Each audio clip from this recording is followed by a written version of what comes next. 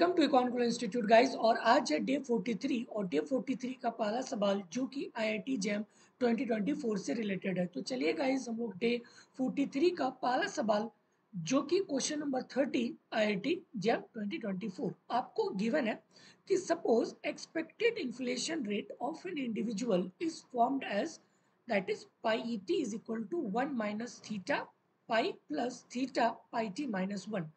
और ये आपको जो पाई बार है ये आपका कांस्टेंट इन्फ्लेशन रेट है, ये आपका कांस्टेंट इन्फ्लेशन रेट है। और पाई टी माइनस 1 ये आपका प्रीवियस इन्फ्लेशन रेट है, ठीक है। और थीटा जो है बेसिकली आपका inflation rate at a different point in time, ठीक है। तो थीटा बेसिकली इंडिकेट कर रहा है कि inflation rate at a different point of time. Done. तो आपको बताना है कि which of the following is not correct, कौन सा सही नहीं है। Option number A, if theta equal to 0 then the individual assume a constant inflation rate, या फिर theta approx 1 and pi bar is less than pi t minus 1 then the individual expect this year inflation rate to be similar to last year, या फिर option C या फिर option D, ठीक है। तो चलिए गाइस इस क्वेश्चन को हम लोग सॉल्व करते हैं। ओके तो गाइस आप ध्यान से देखिए, अगर ऑप्शन नंबर 1 को अगर हम लोग एनालाइज करें, आपको यहाँ पे गिवन क्या है कि इफ थीटा इक्वल टू 0। तो गाइस अगर थीटा 0 हो जाएगा तो ये पूरा टर्म 0 बन गया ना, ये तो पूरा टर्म 0 बन गया। तो ये आपका क्या हुआ, that is pi e t, मतलब expected inflation is equal to, ये आपका 0 है तो 1 माइनस 0 दैट इज 1। तो ये आपका क्या बन गया, पाई बार। मतलब जो इंडिविजुअल का जो एक्सपेक्टेड रेट ऑफ इन्फ्लेशन है ना, एक्सपेक्टेड इन्फ्लेशन किस चीज पे डिपेंड हो रहा है, ओनली कांस्टेंट इन्फ्लेशन पे। और गाइस वही तो आपको दिया हुआ है यहाँ पे कि individual assume a constant inflation rate. तो गाइस ये तो बिल्कुल सही है। अगर थीटा 0 होगा तो इंडिविजुअल का जो एक्सपेक्टेड इन्फ्लेशन रेट है वो डिपेंड करेगा किस पे, कांस्टेंट इन्फ्लेशन रेट पे, कांस्टेंट इन्फ्लेशन रेट पे। और ये फार्मूला से गाइस हम लोग को दिख भी रहा है। तो इसका मतलब कि ऑप्शन नंबर ए बिल्कुल सही है, बट आपको खोजना क्या है कि नॉट करेक्ट, कौन सा सही नहीं है। डन।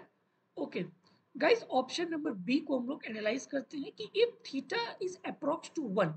गाइस अगर ये थीटा अप्रोक्स टू 1 तो ये पूरा टर्म 0 बन जाएगा, हाँ पूरा टर्म 0।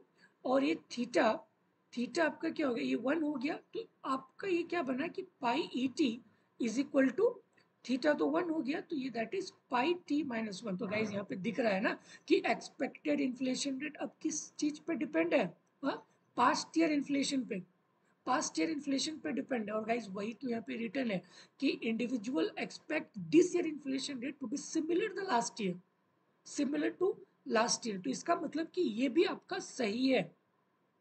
ओके जब अगर थीटा की वैल्यू 1 होती है तो ये पूरा टर्म 0 बन जाएगा। तो pi e t is equal to क्या हो जाएगा, पाई टी माइनस 1। और यहाँ से दिख रहा है गाइस कि जो एक्सपेक्टेड इन्फ्लेशन रेट है वो सिर्फ और सिर्फ आपका डिपेंड होगा किस चीज पे, पास्ट ईयर इन्फ्लेशन रेट पे। डन। तो इसका मतलब कि ऑप्शन बी भी आपका सही है।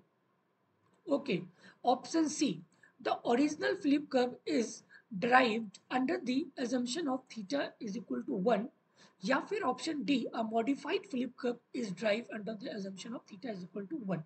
गाइस एक चीज आपको पता होना चाहिए, जब भी अगर हम ओरिजिनल फ्लिप कर्व की बात करते हैं तो वहां पे सिर्फ और सिर्फ guys inflation rate and unemployment की बात आती है।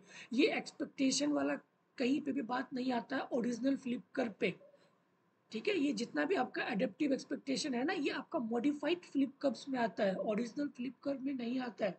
ओरिजिनल फ्लिप कर्व एक्सपेक्टेशन की बात ही नहीं करता है।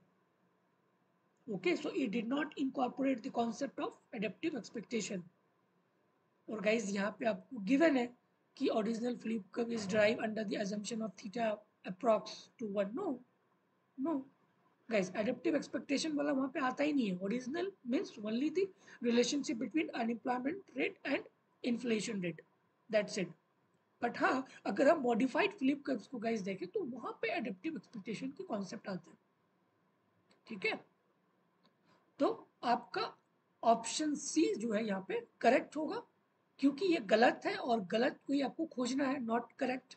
तो ऑप्शन सी गाइस आपका करेक्ट ऑप्शन होगा, दैट्स इट।